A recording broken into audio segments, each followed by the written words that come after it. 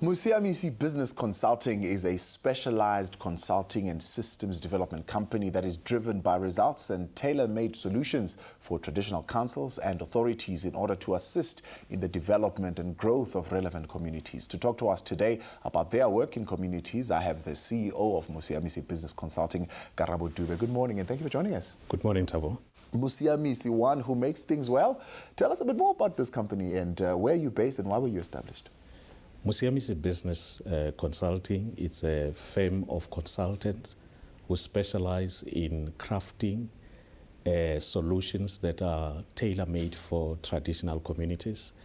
We were established solely to develop solutions for rural communities. We were founded in 2010.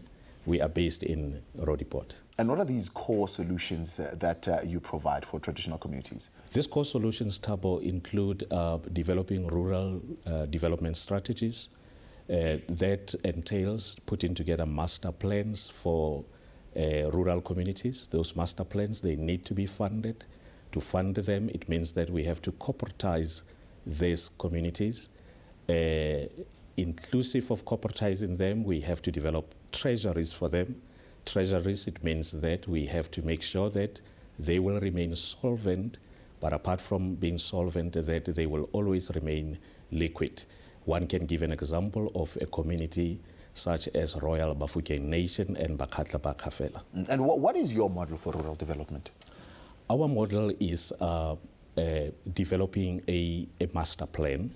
The master plan that is informed by looking at situational analysis of the community, for them understanding where they are and what they have.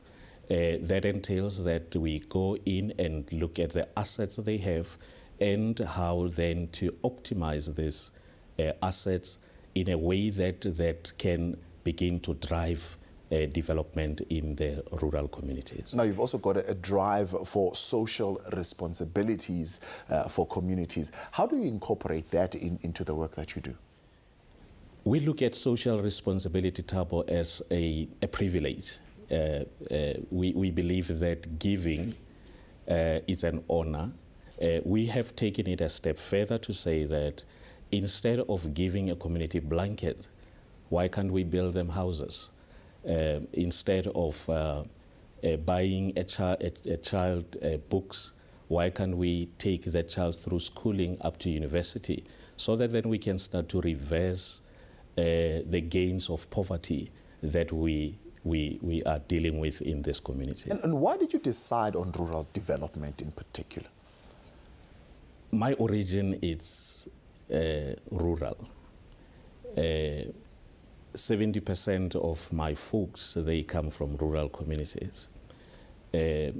Over years, I started asking questions on the whole issue of poverty, the whole issue of unemployment, which is sitting at more than 40% in rural communities, looking at untapped resources, and that led me, in actual fact, to say that when you ask too much questions, maybe you are the person who have to do that. So I can say that happened over time. That the challenges that are facing rural communities, I internalized them. Having internalized them, I then found my purpose, that my purpose is really to go and live amongst these people, to walk with them, to give them hope that tomorrow can be better. But above all, to also see the possibility that they can get out of this cage of poverty. Now, Mr. Dube, one looks at the Royal Bafokeng model and we all admire it and say it's a great model, it's very successful. Some of the successes, apart from that you can cite for us in terms of your development model? The success, although I bear with me, I like using the word significant. Yeah. The significance is that to what extent do these communities begin to build and create wealth for themselves? You've cited one community that it probably have done substantially well in investing well and creating the wealth. But what we say that is a significance is to what extent do we reduce the poverty level within the community.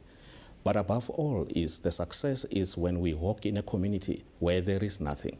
But when we leave those communities having administrative structures, administrative systems, where the communities, they now understand that their books have to be audited, and they do it out of their own because we promote good governance. What are the key plans that are in place that you hope to achieve in the near future? Amongst the plans that we have lined out is how we're going to roll out technology in the rural areas so that the technology becomes a catalyst that will drive our programs. Secondly, it's how we are putting in program a platform where we will become the buyers of all the goods and services that comes out of rural communities, because the rural communities, they are far from markets. So we believe that within the next 18 months, we should be announcing that a platform or a market on which that the goods and services that comes from these communities will be bought by this platform. But above, in addition to that, is providing seed capital to these rural communities so that then they can be in a position to can start, be it agricultural program, be it subsistence farming, but also encourage them to go beyond just producing what they can eat, but also what they can sell. We appreciate your time. Thank you so much. Thank you for having me.